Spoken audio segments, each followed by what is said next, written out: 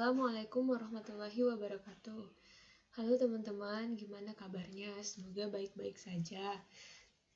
Kali ini saya dan Atika akan menyampaikan materi blended learning sebagai model pembelajaran via video. Karena kemarin mungkin hanya dari PPT dan artikel itu tidak cukup untuk menjangkau semua karakteristik pembelajar. Mungkin kalian di sini ada yang lebih suka dengan audio atau video, sehingga mudah-mudahan video ini yang kita buat dapat lebih menjelaskan apa itu blended learning.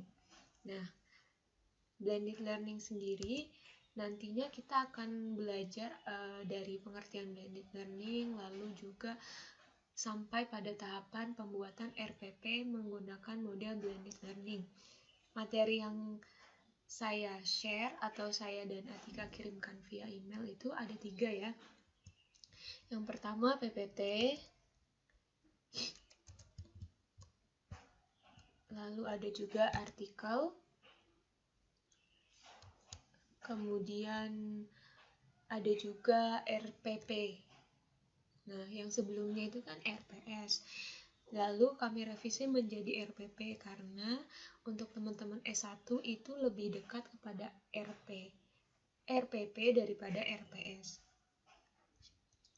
Untuk materinya sendiri di sini nanti saya akan membagi-bagi part-part videonya karena jika terlalu panjang mungkin nanti akan membosankan dan malah tidak ada yang masuk ke ingatan gitu. Jadi nanti ada part-partnya dan mungkin yang akan belajar sejarahnya saja atau bagian definisinya saja atau hanya ingin langsung ke tahapan pembuatan RPP bisa langsung ke video yang nanti kita akan runutkan part-partnya ya, misalkan 1 part dari 9 atau 2 dari 9 seperti itu. Oke, kita mulai. Pertama, kita mulai dari artikel. Sebenarnya materi artikel dan PowerPoint-nya sama, hanya kita pakai artikel ini supaya lebih gampang dimengerti. Nah, blended learning sendiri kan teman-teman sudah pernah atau sering dengar. Nah, umumnya atau seringkali model pembelajaran blended learning itu menggabungkan kelas tatap muka dan juga kelas daring. Aplikasi yang digunakan itu ada Classroom, Moodle, Edmodo, dan lain sebagainya. Di sini ada tambahan jika teman-teman ingin mengetahui apa saja aplikasi yang dapat digunakan untuk pembelajaran e-learning atau blended learning, dapat men-scan barcode ini atau langsung ke tautan linknya. Untuk linknya seperti ini, ada Ruang Guru, Genius, Google Classroom, dan lain-lain. Lalu, kenapa blended learning itu sendiri berkembang? Karena menjawab kebutuhan dari pembelajaran, di mana pembelajaran tatap muka saja tidak cukup. Namun, kalau misalkan menggunakan pure e-learning itu tidak maksimal karena beberapa pelajaran membutuhkan kelas tatap muka, terutama pelajaran-pelajaran yang membutuhkan keterampilan langsung seperti misalkan dokter atau ilmu-ilmu kesehatan, sains alam yang membutuhkan praktek atau eksperimen langsung yang diawasi oleh pengajarnya. Lalu blended learning ini juga meminimalisir kelemahan-kelemahan dari pertemuan tatap muka dan juga pertemuan via daring.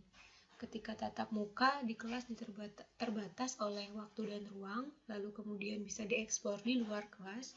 Kemudian juga untuk meminimalisir kegagalan dalam belajar via internet karena nanti interaksinya itu kan minim ya, hanya melalui chat atau video call. Ketika di ruang kelas bisa lebih bebas seperti itu. Nah, di sini ada definisi blended learning. Blended learning sendiri itu terdiri dari face to face dan online learning. Seperti yang disebutkan di depan tadi. Blended learning menurut banyak ahli itu memiliki juga banyak definisi tergantung buku dan jurnal mana yang kita baca atau kita kutip. Untuk kali ini saya mengutip pengertian definisi blended learning dari 1 buku dan 2 jurnal internasional. Yang pertama itu dari bukunya Josh Bersin di tahun 2004. Josh Bersin itu memberikan pengertian bahwa definisi learning adalah kombinasi dari media belajar yang berbeda yang bertujuan untuk menciptakan sebuah program pembelajaran yang optimal bagi pembelajar tertentu. Media ini bisa diartikan teknologi, aktivitas, dan tipe-tipe situasi yang dirancang khusus guna pembelajaran yang optimal. Jadi di sini kata kuncinya adalah kombinasi. Kemudian selanjutnya di jurnal yang diterbitkan atau ditulis oleh Friesen tahun 2012 menyatakan bahwa blended learning ini memadukan hampir semua aspek baik teknologi, bahkan pekerjaan atau tugas dan juga pendidikan. Ini juga asal mula awalnya blended learning itu tercipta. Kemudian di tahun 2003 ini Proctor mendefinisikan blended learning sebagai kombinasi yang efektif dari berbagai gaya penyampaian yang berbeda, baik mode pembelajaran maupun gaya belajar. Jadi bisa kita tarik kesimpulan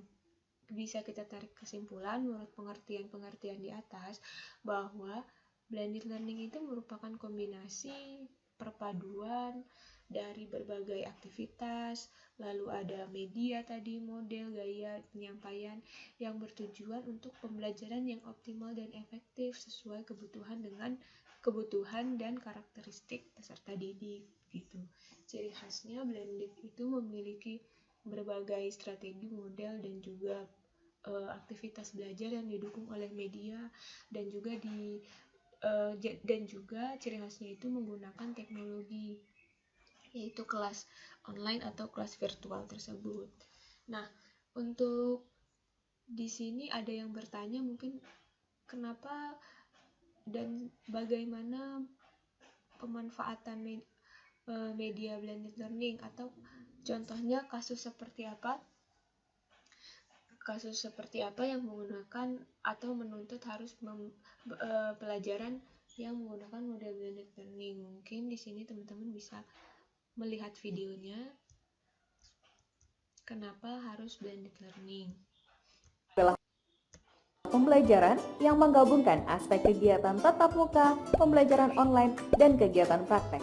Lalu, mengapa harus blended learning? Dan di sini bagaimana proses blended learning? Teman-teman bisa mengecek dan menontonnya untuk memperjelas kenapa harus blended learning seperti itu biar tidak membosankan ya. Oke, sampai ini dulu. Nanti untuk part 2-nya kita akan membahas sejarah terbentuknya model blended learning dan juga teori-teori pendukung model blended learning. Semoga penjelasan ini dapat diterima dan bermanfaat bagi teman-teman semua. Sampai bertemu di video selanjutnya. Assalamualaikum warahmatullahi wabarakatuh.